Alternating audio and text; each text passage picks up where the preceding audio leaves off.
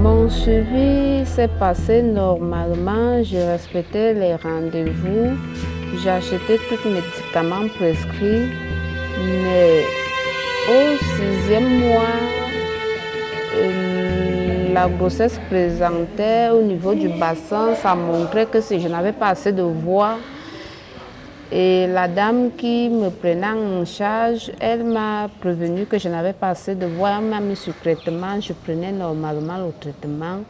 Mais le jour du repos, qu'on m'a donné le repos d'aller attendre les contractions avant de revenir pour accoucher, je ne pouvais plus me déplacer Yaoundé pour Mbalmayo, puisque je faisais mes consultations à Saint-Luc de Mbalmayo. J'ai commencé les contractions, ma soeur m'a accompagnée dans un centre de santé à Yaoundé, en Bogada. C'est là-bas que j'ai accouché. Mais les dames m'ont seulement forcé d'accoucher par voie basse. Et le bébé montrait c'était un gros bébé, le bébé ne pouvait pas, donc je ne ressentais même pas les poussements. Donc il me forçait seulement de pousser par force. Donc je créais moi-même une force pour faire sortir de l'enfant. À moins même le bébé là tombait par terre. Donc il y avait les stagiaires là, ce sont eux qui ont même récupéré l'enfant. Et j'ai eu éclatement du vagin. Donc au niveau de l'anus s'est complètement déchiré. Le périnée était complètement ouvert. Et je me suis retrouvée avec une fistule au niveau de la vessie. Ce qui faisait en sorte que les urines, les cacas, tout sortait déjà sans arrêt. Sans arrêt. Et beaucoup de saignements. Elles ont même paniqué, elles ont même fui en croyant que j'allais les causer des problèmes, mais ce n'était pas le cas.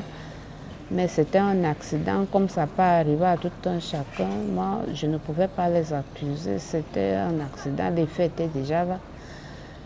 Mon problème, c'était seulement de retrouver ma santé, de prier mon Dieu de me remettre la santé, c'est tout. Dans ma situation, ça m'a vraiment détruit les fesses, vraiment.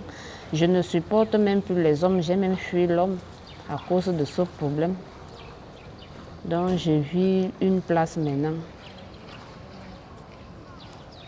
J'ai d'abord mis les hommes de côté, parce qu'aucun homme ne pourra te supporter avec le vagin toujours mouillé des urines. C'est pas évident.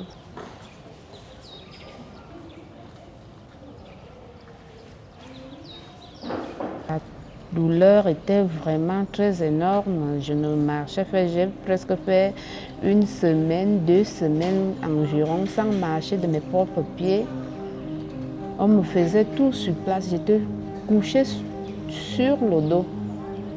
On me faisait tout sur place. Après 2 semaines que j'ai commencé à marcher un peu, et je portais des couches jetables, je faisais des bains de siège en attendant l'opération. Parce qu'ils ont dit que ce n'était pas des blessures qu'on pouvait suturer n'importe comment, il fallait passer seulement par l'opération pour arranger que chaque voie reprenne sa place. Comment s'est passée la première opération de fistule? La première opération de fistule, ça n'a pas marché. L'opération qui a marché dans les 2 cas, c'était le périnée. Donc ils ont réussi à travailler le périnée Et dans la fistule, ça n'a pas marché. Moi, je me dis que ça n'a pas marché parce que ce n'était pas un neurologue qui a travaillé sur la vessie.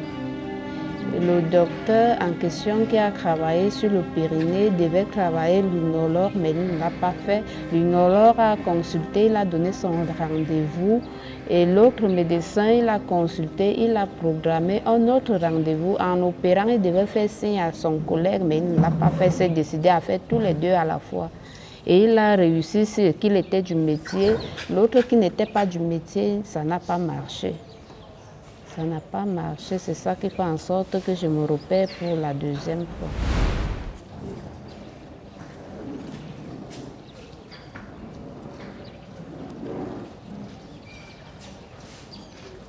À la sortie de mon opération, quand je rentre à la maison, je trouve le bébé dans des états vraiment, ça n'allait vraiment pas.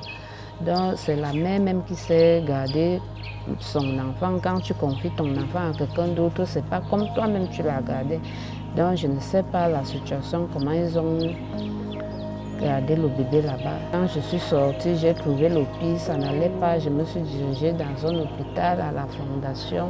Ça n'allait toujours pas jusqu'à le bébé arrangé là. Et j'ai remis tout entre les mains de Dieu. Si je n'aurais pas eu ce problème de fistule et du périnée, je serais à la maison en train de garder mon bébé comme tout le reste que j'ai gardé. J'ai eu d'autres enfants que j'ai accouchés avant d'avoir ce problème. Moi-même, je les ai élevés moi-même. Et ils sont en vie sans problème.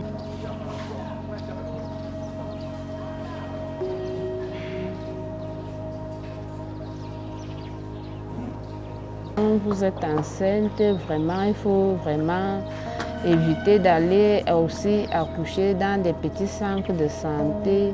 Le mieux, c'est de vous diriger dans des grands hôpitaux, là où les gens connaissent vraiment leur travail pour qu'on puisse vous aider. Parce que parfois, les médecins là nous causent vraiment beaucoup trop de problèmes. Et moi, je me suis dit que si j'étais dans un grand hôpital comme ici à l'hôpital central, je n'allais pas me retrouver avec des situations pareilles. Parce qu'ici, il y en a des spécialistes, quand ça ne va pas, on emprunte d'autres méthodes pour te faire accoucher sans difficulté.